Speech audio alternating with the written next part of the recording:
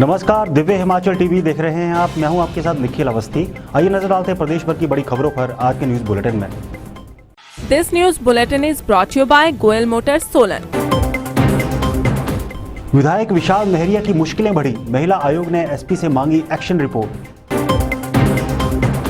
पत्नी के पिटाई प्रकरण पर कांग्रेस आग बबूला, भाजपा विधायक नेहरिया के तुरंत निलंबन की मांग। महिला उत्पीड़न पर सख्त हुआ आयोग, जुलाई से हर जिला में स्पेशल कोर्ट लगेंगे। अपने हकों को लेकर किसान सभा उग्र, राज्यपाल को सौंपा ज्ञापन। कांग्रेस ने केंद्र सरकार पर बोला जोरदार हल्ला, आक्रोश सप्ताह की शुरुआत। 29 जून से खुल जाएंगे प्रदेश के कॉलेज, जुलाई में फाइनल के एग्जाम।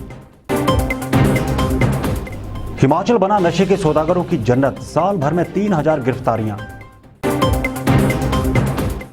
और अब समाचार विस्तार से। भाजपा विधायक द्वारा अपनी एचएस पत्नी के साथ कथित मारपीट के मामले में बड़ी कार्रवाई अमल में लाई जा सकती है। महिला आयोग ने इस मामले में संज्ञान लेते हुए एसपी कांगड़ा जवाब तलब कर लिया है। पुलिस अधीक्षक से पूछा गया है कि वे बताएं अभी तक इस मामले में क्या हुआ। इसका जवाब 4 दिन के भीतर मांगा गया है। धर्मशाला में एचएएस पत्नी से हुई मारपीट मामले पर महिला आयोग ने एसपी कांगड़ा को नोटिस जारी किया है। वहीं इस मामले पर अभी तक क्या कार्रवाई की गई है, इस पर भी जवाब तलब किया गया है। महिला आयोग की अध्यक्ष डेजी ठाकुर ने कहा कि प्रशासनिक अधिकारी के साथ हुई इस तरह की घटना काफी निंदनीय है। इस पूरे मामले की जाँच कर रहे एसपी कांगड़ा को स्वतः नोटिस जारी कर 3 व 4 दिन में जवाब तलब कर पूछा गया है कि उन्होंने अभी तक इस पर क्या कार्रवाई की है। महिला आयोग की तरफ से कहा गया है, सोशल मीडिया पर जिस तरह से एक बार फिर से महिला लाचार बनी है, उससे देवभूमि की मानवता पर सवाल खड़े हो गए हैं। हालांकि महिला आयोग ने यह भी कहा है कि अभी दोनों पक्षों को सुनने के बाद ही कोई फैसला लिया जा सकता है। लेकिन जिस तरह से महिला अधिकारी सोशल मीडिया के जरिए अपनी भावनाओं को व्यक्त कर रही है, उससे साफ है कि उसे मानसिक व शारीरिक पीड़ा दी जाती थी। फिलहाल धर्मशाला के युवा विधायक विशाल नेहरिया की पत्नी के इन आरोपों से कई सवाल खड़े हो चुके हैं। इससे विशाल नेहरिया की मुश्किलें काफी बढ़ चुकी हैं।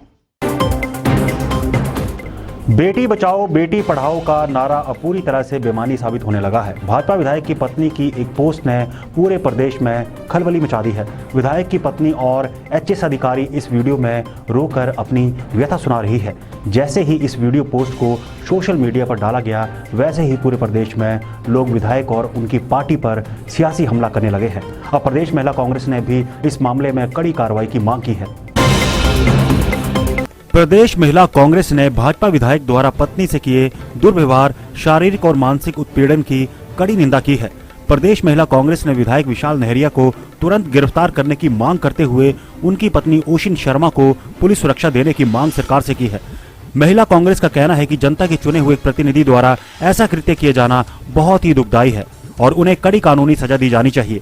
अखिल भारतीय महिला कांग्रेस महासचिव एवं हिमाचल प्रभारी नीतू वर्मा और प्रदेश महिला कांग्रेस अध्यक्ष जैनब चंदेल ने भाजपा विधायक नेहरिया को आड़े हाथ लेते हुए कहा है कि जब एक नेता अपने घर पर अपनी नई नवेली पत्नी के साथ ऐसा दुर्व्यवहार कर सकता है तो समाज में इसका क्या संदेश जाएगा। उन्होंने कहा कि भाजपा को इस पर तुरंत कार्रवाई करते हुए पार्टी से भी निलंबित करना चाहिए। उन्होंने कहा कि एक महिला के साथ इस प्रकार का उत्पीड़न कदापि सह नहीं किया जा सकता। कांग्रेस प्रवक्ता किरण धांटा ने भी इस मारपीट की घटना की कड़े शब्दों में निंदा की है। तो इनका दोहरा चरित्र है, वो सबके सामने दिख रहा है। अभी इतना बड़ा हिमाचल में कि ये एक केस हो रहा है, जो उनके लहरिया जी हैं, उनके एमएलए और उनकी पत्नी देखिए जो एक एचएएस ऑफिसर है। आप समझ सकते हैं, जो इतनी पढ़ी लिखी महिला है, इतनी सशक्त महिला है, उसके साथ अगर ऐसा बिहेव हो रहा है तो आप समझ सकते हैं कि भाजपा की विचारधारा के जो लोग हैं, वो जो घरों में महिलाएं रहती हैं, उनकी जो उनके साथ कैसा बिहेव करते होंगे, कैसा व्यवहार करते हैं। तो ये तो इनकी हालत बहुत खराब है। चाहे वो आप किसी भी क्षेत्र में देख लें, इनकी कथनी और करनी में डबल अंतर है। ये जो बोलते हैं वो करते नहीं है, हाथी के दांत दिखाने के और खाने के और। महिला आयोग के पास महिला उत्पीड़न के 500 से ज्यादा मामले अभी लंबित पड़े हैं। ये मामले कोरोना के चलते बढ़ गए हैं। इनके निवारण के लिए महिला आयोग जुलाई महीने में स्पेशल कैंप का आयोजन करेगा। इनमें कई ऐसे मामले भी हैं जो कई महीनों से हल नहीं हो पाए हैं। आइए देखते हैं इस रिपोर्ट में। संक्रमण की वजह से महिलाओं के ऊपर हो रहे अत्याचारों की सुनवाई करने वाला कोई नहीं। महिला आयोग में कोविड की वजह से फरवरी से कोई कोर्ट नहीं लग पाया है। हालांकि महिलाओं की ऑनलाइन और ऑफलाइन दोनों तरह की शिकायतें सामने आ रही हैं। ऐसे में अब आयोग के पास 500 से ज्यादा मामले ऐसे हो गए हैं जो कि महिला उत्पीड़न के ही हैं। अब महिला आयोग जुलाई के पहले हफ्ते में ही फिजिकली कोर्ट लगाएगा। जुलाई से हर जिले में उत्पीड़न से संबंधित मामलों को निपटाया जाएगा। जहां पर महिलाओं पर ज्यादा अत्याचार हो रहे होंगे वहां पर सबसे पहले सुनवाई होगी। लगता है अब सरकार की मुसीबतें हर दिन बढ़ती ही जा रही हैं। कई दिनों से आंदोलन कर रहे किसानों ने आज एक बार फिर आंखें दिखानी शुरू कर दी है। अखिल भारतीय किसान आंदोलन के आह्वान पर किसानों के मुद्दों को लेकर हिमाचल किसान सभा ने राज्यपाल बंडारू दत्तात्रेय की मार्फत राष्ट्रपति को ज्ञापन सौंपा है। किसान सभा ने ज्ञापन में तीनों कृषि कानूनों को वापस लेने की मांग उठाई है। अखिल भारतीय किसान आंदोलन के आह्वान पर किसानों के मुद्दों को लेकर हिमाचल किसान सभा ने राज्यपाल बंडारू दत्तात्रेय की मार्फत राष्ट्रपति को ज्ञापन सौंपा है। किसान सभा ने ज्ञापन में तीनों कृषि कानूनों को वापस लेने की मांग की गई है। इसके साथ साथ बिजली संशोधन विधेयक 2020 को वापस लेने और भूमि अधिग्रहण बिल 2013 को लागू करने की मांग उठाई है। ज्ञापन में किसानों ने रोष जताते हुए कहा है कि किसान आंदोलन के 7 महीने पूरे हो चुके हैं और 500 से अधिक किसानों की शहादत हो चुकी है, लेकिन केंद्र सरकार किसानों की मांगों को हल करने के लिए तैयार नहीं है। उल्टा किसानों को आतंकवादी, खालिस्तानी, नक्सली कहकर बदनाम करने की कोशिश कर रही है। किसानों और समर्थकों पर राष्ट्रद्रोह के झूठे मामले बनाए जा रहे हैं और उन्हें जेलों में बंद किया जा रहा है।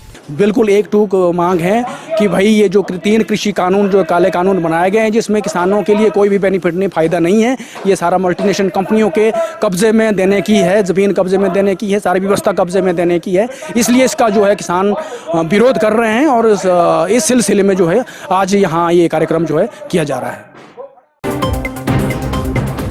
कांग्रेस ने आज केंद्र सरकार के खिलाफ हल्ला बोल दिया। शिमला के नारकंडा में कांग्रेस ने जनाक्रोश सप्ताह की शुरुआत कर दी। अखिल भारतीय कांग्रेस कमेटी के सचिव, प्रदेश मामलों के सचिव प्रभारी संजय दत्त की उपस्थिति में नारकंडा में कांग्रेस अध्यक्ष कुलदीप सिंह राठौर ने इस जनाक्रोश सप्ताह का आगाज किया। देखते हैं इस रिपोर्ट में।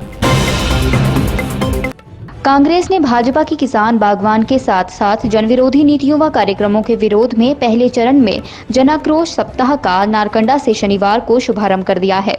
इसके बाद सभी जिलों व खंडों में आयोजित किया जाएगा। अखिल भारतीय कांग्रेस कमेटी के सचिव व प्रदेश मामलों के प्रभारी संजय दत्त की उपस्थिति में नारकंडा में कांग्रेस अध्यक्ष कुलदीप सिंह राठौर ने इस जनाक्रोश सप्ताह का आगाज किया। इस दौरान संजय दत्त ने केंद्र व प्रदेश भाजपा सरकारों की आलोचना करते हुए कहा कि पिछले 6 महीनों से देश का किसान 3 काले कानूनों के विरोध में सड़कों पर बैठा है। उन्होंने कहा कि ना तो उनकी कोई बात सुनी जा रही है और ना ही उनसे कोई बात की जा रही है। गायक और महेंद्र सिंह के गायक, और अब वो ये झूठ का जो प्रपंच है वो जहां जहां चुनाव हो रहे वहां शुरू करने वाले। और मैंने पिछले कल ये बड़े स्पष्ट शब्दों से महेंद्र सिंह जी को कहा कि आपके जो कारनामे हैं, आपने जो करप्शन की है इस प्रदेश में, उसको हम बर्दाश्त करने वाले नहीं। हम आपका जो काला चिट्ठा है हम लोगों के सामने रखेंगे। बदतमीज व्यक्ति है। और पिछले दिनों हमारे जो मुख्य सचिव है कुमारसैन के रहने वाले, अरे इतने ईमानदार आदमी हैं, उनकी काबिलियत पे किसी को संदेह नहीं हो सकता, उनके काम करने की क्षमता पे किसी को संदेह नहीं हो सकता। उनसे बदतमीजी कर रहे हैं। अरे आप देखिए वो कितने पढ़े लिखे हैं और आप खुद देखिए आप कितने पढ़े हैं। ये चलने वाला नहीं। उनके जो पुत्र हैं वो जाके दफ्तरों में बाबुओं को, सरकारी अधिकारियों को धमकाते हैं। अब लगता है कि प्रदेश के महाविद्यालयों में भी रौनक लौट आएगी। शिक्षा विभाग ने अब स्पष्ट आदेश दिए हैं कि 29 जून से सभी कॉलेजों में प्रिंसिपल सहित जरूरी स्टाफ कॉलेज पहुंचेगा। डिग्री कॉलेज में 29 जून से कोरोना वायरस से बचाव के लिए सैनिटाइजेशन अभियान शुरू होगा। इसी दिन से कॉलेज में शिक्षकों को भी बुलाना शुरू कर दिया जाएगा। देखते हैं इस रिपोर्ट में। प्रदेश के डिग्री कॉलेजों में 29 जून से प्रिंसिपल सहित जरूरी स्टाफ आएगा। शिक्षा विभाग ने आदेश जारी कर कहा है कि यूजी फाइनल ईयर के एग्जाम शुरू होने से पहले कॉलेज प्रबंधन तैयारियां करे। प्रिंसिपल सहित जरूरी स्टाफ कॉलेज में आकर सैनिटाइजेशन से लेकर स्वास्थ्य किट की व्यवस्था करे। इसके साथ ही किस तरह से परीक्षा केंद्रों में 2 गज की दूरी बनानी है, इस पर भी पहले से ही तैयारियां करने के आदेश शिक्षा विभाग ने जारी किए हैं। फिलहाल विभाग की ओर से कॉलेजों को जारी आदेशों में कहा गया है कि प्रदेश के डिग्री कॉलेजों में 29 जून से कोरोना वायरस से बचाव के लिए सैनिटाइजेशन अभियान शुरू होगा। इसी दिन से कॉलेजों में शिक्षकों को भी बुलाना शुरू कर दिया जाएगा। शिक्षकों की देखरेख में सैनिटाइजेशन करवाया जाएगा। उच्च शिक्षा निदेशालय ने जुलाई से शुरू होने जा रही फाइनल ईयर की परीक्षाओं की तैयारियां शुरू कर दी हैं। जब तक समाज का हर वर्ग नशे के विरोध में खड़ा नहीं होगा, तब तक इसके खात्मे की कल्पना नहीं की जा सकती है।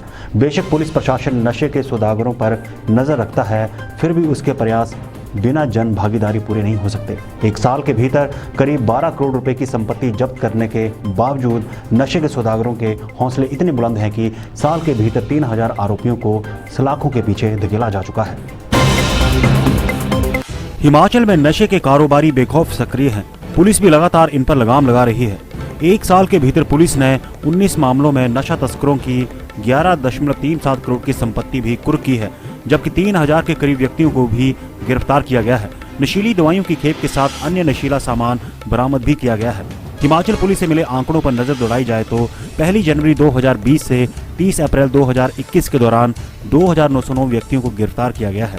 प्रदेश पुलिस ने इसी अवधि के दौरान 682.72 kilogram cheers, 15.88 kilogram heroin, 50.33 kilogram अफीम, 4805.91 किलोग्राम अफीम की भूसी, 376.91 किलोग्राम गांजा, 1,28,330 सिंथेटिक टैबलेट और अन्य प्रतिबंधित 52,154 कैप्सूल जब्त किए गए हैं।